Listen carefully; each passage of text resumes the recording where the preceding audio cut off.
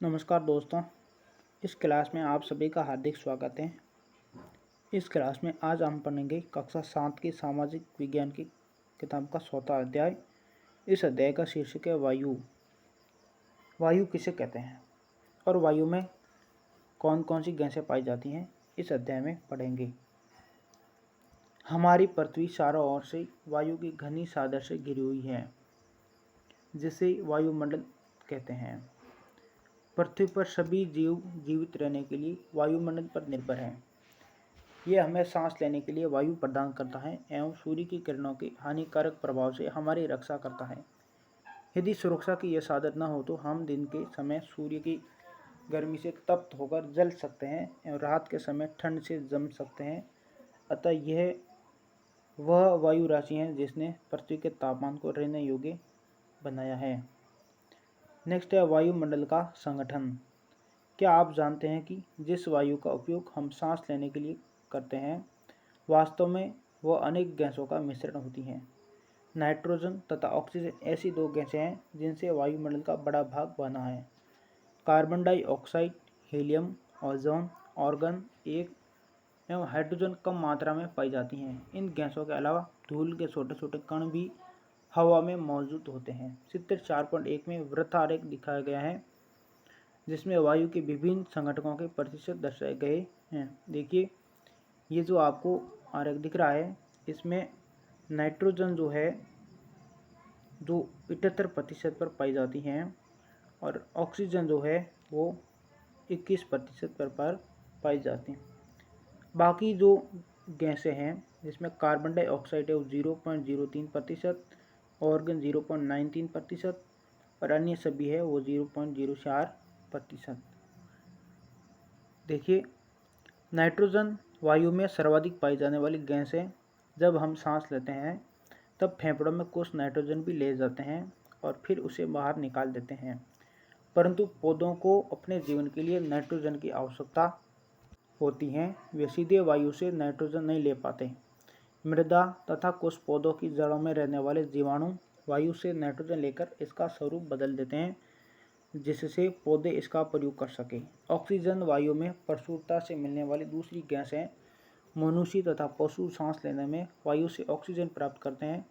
हरे पादप प्रकाश संश्लेषण द्वारा ऑक्सीजन उत्पन्न करते हैं। इस प्रकार वायु में ऑक्सीजन की मात्रा समान बनी रहती है। यदि हम वृक्ष काटते हैं तो यह संतुलन बिगड़ जाता है। कार्बन डाइऑक्साइड अन्य महत्वपूर्ण गैस है। हरे पादप अपने भोजन के रूप में कार्बन डाइऑक्साइड का प्रयोग करते हैं और ऑक्सीजन वापस देते हैं। मनुष्य और पशु कार्बन डाइऑक्साइड बाहर निकालते हैं। मनुष्यों तथा पशुओं द्वारा बाहर छोड़ी जाने वाली कार्बन डाइऑक्साइड की मात्रा पादपों द्वारा प्रयोग की जाने वाली गैस के बराबर होती है, जिससे वह संतुलन बना रहता है। परंतु यह संतुलन कोयला तथा खनिज तेल आदि ईंधनों के जलाने से गड़बड़ा जाता है। वे वायुमंडल में प्रतिवर्ष करोड़ों टन कार्बन डाइऑक्साइडों की बढ़ोतरी करते हैं। परिणाम स्वरूप कार्बन डाइऑक्साइड का बढ़ा हुआ आयतन पृथ्वी पर मौसम तथा जलवायु को प्रभावित करता है। नेक्स्ट है वायुमंडल की संरचना। हमारा वायुमंडल 5 परतों में विभाजित है, जो पृथ्वी की सतह से आरंभ होती हैं। सबसे पहली परत पर पाया जाता है सौरमंडल, उसके बाद है समताप मंडल, फिर मध्य मंडल, बाह्य वायुमंडल एवं बहिर्मंडल। सबसे पहले पढ़ेंगे सौरमंडल। यह परत वायुमंडल की सबसे महत्वपूर्ण परत है। इसकी औसत ऊंचाई 13 किलोमीटर है। हम इसी मंडल में मौजूद वायु में सांस लेते हैं। मौजूद मौसम की लगभग सभी घटनाएं जैसे वर्षा, कुहारा एवं ओलावर्षण इसी परत के अंदर होती हैं। उसके बाद है समताप मंडल। सौरमंडल के ऊपर का भाग समताप मंडल कहलाता है। यह लगभग 50 किलोमीटर की ऊंचाई तक फैला है। यह परत बादलों एवं मौसम संबंधी घटनाओं से लगभग मुक्त होती हैं। इसके फलस्वरूप यहाँ की परिस्थितियाँ हवाई जहाज उड़ाने के लिए आदर्श होती हैं। समताप मंडल की एक महत्वपूर्ण विशेषता यह है कि इसमें ओजोन गैस की परत होती है। यह परत सूर्य से आने वाली हानिकारक गैसों से हमारी रक्षा करती है। नेक्स्ट है मध्य मंडल। ये वायुमंडल की तीसरी परत है। ये समताप मंडल के ठीक ऊपर होती हैं। ये लगभग 80 किलोमीटर की ऊंचाई तक फैली हैं। अंतरिक्ष से प्रवेश करने वाले उल्कापिंड इस परत में आने पर जल जाते हैं। उसके बाद है बाह्य वायुमंडल। बाह्य वायुमंडल में बढ़ती ऊंचाई के साथ तापमान अत्यधिक तीव्रता से बढ़ता है। आयन मंडल इस परत का एक भाग है। ये 80 से 400 किलोमीटर तक फैला है। रेडियो संचार के लिए इस परत का उपयोग होता है। वास्तव में पृथ्वी से प्रसारित रेडियो तरंगें इस परत द्वारा पुनः पृथ्वी पर परावर्तित कर दी जाती हैं। नेक्स्ट है बहिर्मंडल। वायुमंडल की सबसे ऊपरी परत को बहिर्मंडल के नाम से जाना जाता है। ये वायु की पतली परत होती हैं। हल्की गैसें जैसे हीलियम एवं हाइड्रोजन यहीं से अंतरिक्ष में तैरती रहती हैं। नेक्स्ट है मौसम एवं जलवायु। क्या आज वर्षा होगी? क्या आज दिन साफ होगा और धूप निकलेगी? कितनी ही बार हमने क्रिकेट प्रेमियों के मुंह से एक दिवसीय मैच के भविष्य पर अनुमान लगाते सुना होगा। यदि हम कल्पना करें कि हमारा शरीर एक रेडियो है और मस्तिष्क उसके स्पीकर, तो मौसम वह है जो इसके नियंत्रण बटनों से छेड़छाड़ करता रहता है। मौसम वायुमंडल की प्रत्येक घंटे तथा दिन प्रतिदिन की स्थिति होती है। आर्द्र एवं गर्म मौसम किसी को भी चिड़चिड़ा बना सकता है। अच्छा हवादार मौसम हमें आनंद देता है और हम घूमने की योजना भी बना सकते हैं। मौसम नाटकीय रूप से दिन प्रतिदिन बदलता है, किंतु दीर्घ काल में किसी स्थान का औसत मौसम उस स्थान की जलवायु बताता है। क्या अब आप समझ गए कि हम मौसम का दैनिक पूर्वानुमान क्यों करते हैं? सबसे पहले तापमान। आप प्रतिदिन जिस तापमान का अनुभव करते हैं वह वायुमंडल का तापमान होता है। वायु में मौजूद ताप एवं शीतलता के परिणाम को तापमान कहते हैं। वायुमंडल का तापमान केवल दिन और रात में ही नहीं बदलता, बल्कि ऋतुओं के अनुसार भी बदलता है। शीत ऋतु की अपेक्षा ग्रीष्म ऋतु ज़्यादा गर्म होती हैं। नेक्स्ट है आतपन। एक महत्वपूर्ण कारक है जो तापमान के वितरण को प्रभावित करता है। सूर्य से आने वाली वह ऊर्जा जिसे पृथ्वी रोक लेती है आतपन कहलाती है। आतपन की मात्रा भूमध्य रेखा से ध्रुव की ओर घटती है, इसलिए तापमान उसी प्रकार घटता जाता है। क्या अब आप समझ गए होंगे कि ध्रुव बर्फ से क्यों ढके हुए हैं? यदि पृथ्वी का तापमान अत्यधिक बढ़ जाता है तो यह इतनी गर्म हो जाएगी कि यहाँ कुछ फसलें नहीं उग सकेंगी। गांवों की अपेक्षा नगरों का तापमान बहुत अधिक होता है। दिन के समय में ऐसा फैल से बनी सड़कें एवं धातु और कंक्रीट से बने भवन गर्म हो जाते हैं। रात के समय ये ऊष्मा मुक्त हो जाती हैं। नगर के भीड़ वाले ऊंचे भवन गर्म वायु को रोक लेते हैं, जिससे नगरों का तापमान बढ़ जाता है। नेक्स्ट है वायु दाब। ये जानकर आपको आश्चर्य होगा कि वायु हमारे शरीर पर उस दाब के साथ बल लगाती हैं, किंतु हम इसका अनुभव नहीं करते। ये इसलिए होता है क्योंकि वायु का दाब हमारे ऊपर सभी दिशाओं से लगता है और हमारा शरीर विपरीत बल लगाता है। पृथ्वी की सतह पर वायु के भार द्वारा लगाया गया दाब वायु दाब कहलाता है। वायुमंडल में ऊपर की ओर जाने पर दाब तेजी से गिरने लगता है।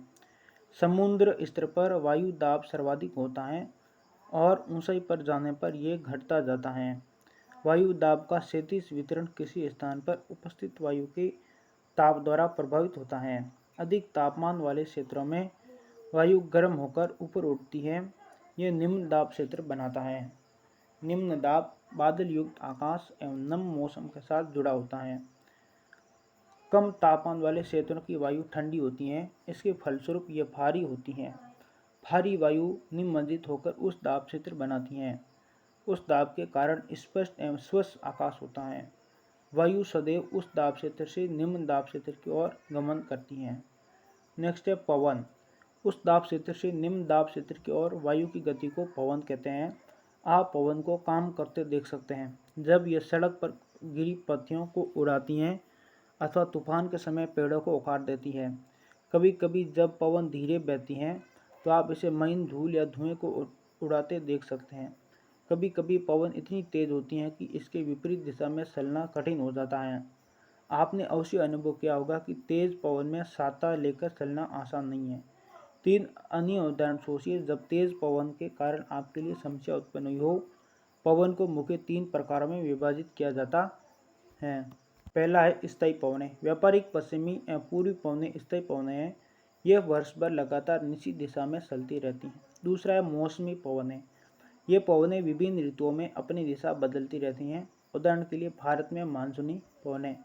उसके बाद है स्थानीय पवनें। ये पवनें किसी छोटे क्षेत्र में वर्ष या दिन के किसी विशेष समय में चलती हैं।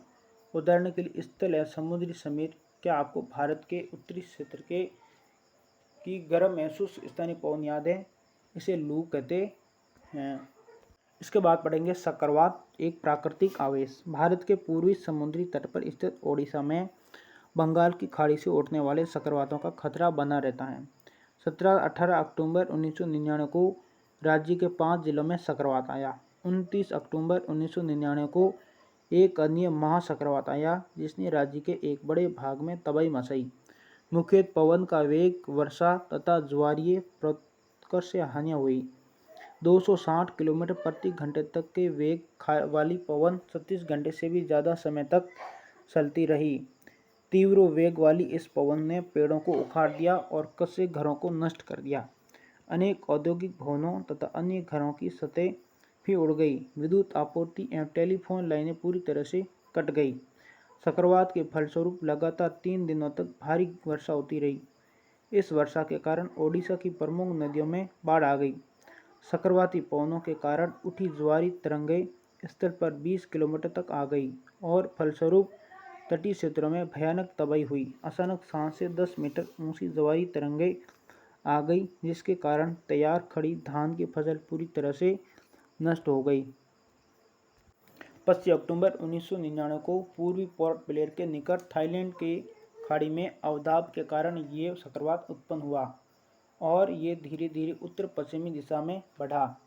गहन होकर इसने महाचक्रवात का रूप धारण कर लिया और 29 अक्टूबर को सुबह 10:30 बजे ओडिशा के इरेसामा एवं बालीकुडा के बीच के क्षेत्रों को प्रभावित किया। इस महाचक्रवात ने भुवनेश्वर, कटक और 28 तटीय नगरों सहित ओडिशा के पूरे तट को बर्बाद कर दिया।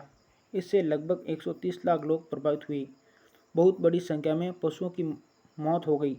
धान, सब्जियों एवं फलों की खड़ी फसलों का भारी नुकसान हुआ।